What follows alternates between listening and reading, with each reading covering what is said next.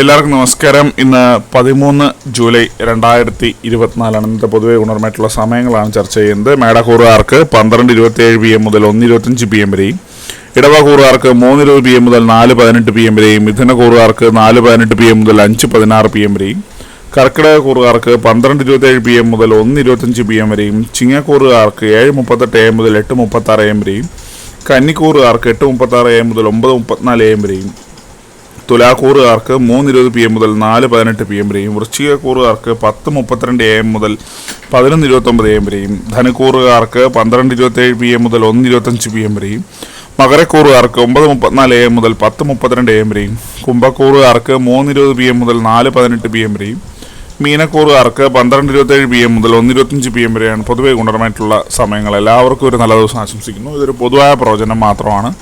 Lottery മുതലായ ഭാഗ്യവീക്ഷണം ഇതിന് യാതൊരു ബന്ധമില്ലെന്നൂടി അറിയിക്കുന്നു. നന്ദി.